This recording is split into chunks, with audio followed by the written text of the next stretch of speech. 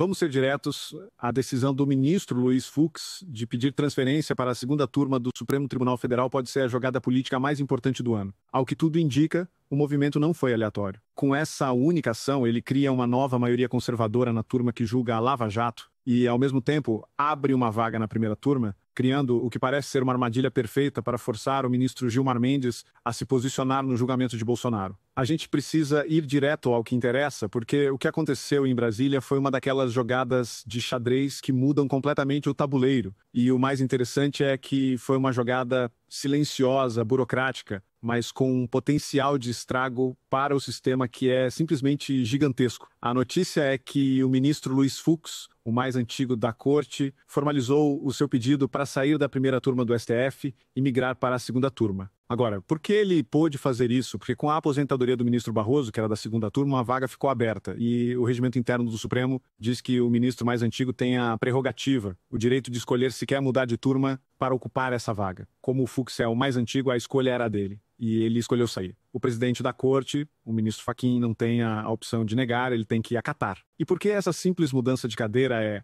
ao que tudo indica, a jogada política mais importante do ano? Porque ela cria um efeito dominó com 3 consequências devastadoras para o establishment. A primeira consequência, e talvez a mais óbvia, é a fuga. O ministro Fux está, na prática, abandonando o barco da primeira turma. E o que é a primeira turma hoje? É a turma que concentrou o julgamento do ex-presidente Bolsonaro. É a turma do ministro Alexandre de Moraes, do Flávio Dino, do Cristiano Zanin, da Carmen Lúcia. É a turma que, com exceção do próprio Fux, votou em bloco pela condenação. Ao sair de lá, o que o Fux está fazendo? Ele está se descolando dessa imagem. Ele está, simbolicamente, lavando as mãos. Ele já fez o papel dele, deu seu voto corajoso e técnico pela anulação do processo e pela absolvição. Agora ele sai de cena, ele não quer mais o nome dele associado a esse grupo. É um ato de autopreservação de sua biografia, de um jurista que, ao que parece, olhou para o futuro e não gostou da foto em que ele estava. Ele está sinalizando para a história, eu não faço parte disso. Mas a segunda consequência é onde a jogada começa a ficar brilhante. Para onde ele vai? Para a segunda turma. E quem faz parte da segunda turma? Era composta por Gilmar Mendes, Dias Toffoli, André Mendonça e Cássio Nunes Marques. Com a saída do Barroso, a turma estava com 4 membros. Com a chegada do Fux, ela volta a ter 5. E qual passa a ser a composição ideológica dessa turma? A gente tem, de um lado, Gilmar e Toffoli,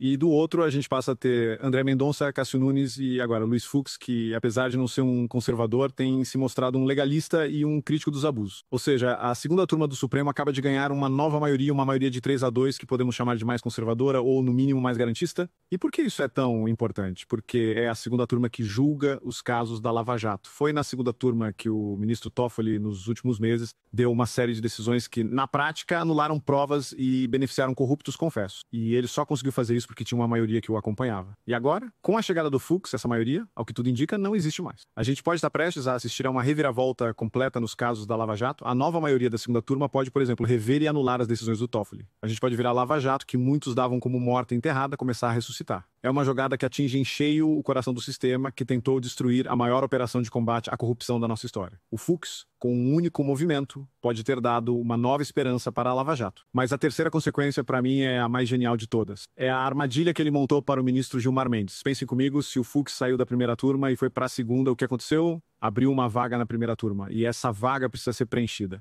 O novo ministro que o Lula vai indicar, o Messias, quando entrar, vai para essa vaga, certo? Sim, mas ele é o mais novo, então qualquer ministro mais antigo pode pedir para trocar de lugar com ele. E quem é o próximo na linha de antiguidade que está na segunda turma e que poderia pedir para ir para a primeira? Ele mesmo, Gilmar Mendes. E é aqui que a armadilha se fecha. O Gilmar Mendes, como a gente sabe, é talvez o maior articulador político por trás da condenação do Bolsonaro. Ele não votou no caso porque está na outra turma, mas ele age nos bastidores, ele dá declarações, ele incentiva os colegas, ele é o padrinho intelectual da perseguição, mas ele faz tudo isso de uma posição muito confortável, a de quem não precisa colocar a sua assinatura no papel, a de quem não precisa sujar as mãos. Ele joga a lenha na fogueira e assiste de camarote. O que o Fux fez ao abrir a vaga na primeira turma foi dar uma oportunidade para o Gilmar. Foi como se ele dissesse: e aí, Gilmar? Você não é o corajoso? Você não acha que o Bolsonaro tem que ser condenado? Então venha. A cadeira está aqui, quentinha, esperando por você. Venha para a primeira turma. Participe dos próximos julgamentos. Coloque a sua assinatura na condenação. Vista a sua própria Magnitsky. É uma jogada de mestre, porque ela coloca o Gilmar Mendes em uma sinuca de bico. Se ele pedir para ir para a primeira turma, ele se expõe. Ele entra oficialmente no grupo que está na mira das sanções americanas. Ele assume a responsabilidade pelos seus atos. E se ele não pedir, se ele preferir ficar quietinho na segunda turma, agora em minoria, Aí ele se expõe como um covarde, como alguém que late muito, mas que não tem coragem de morder. Como alguém que adora empurrar os outros para a briga, mas que, na hora do vamos ver, corre e se esconde. De qualquer jeito, ele perde. A imagem de grande articulador, de homem forte do Supremo, fica arranhada. O Fux, com uma única canetada, um simples pedido de transferência, encurralou o seu maior adversário interno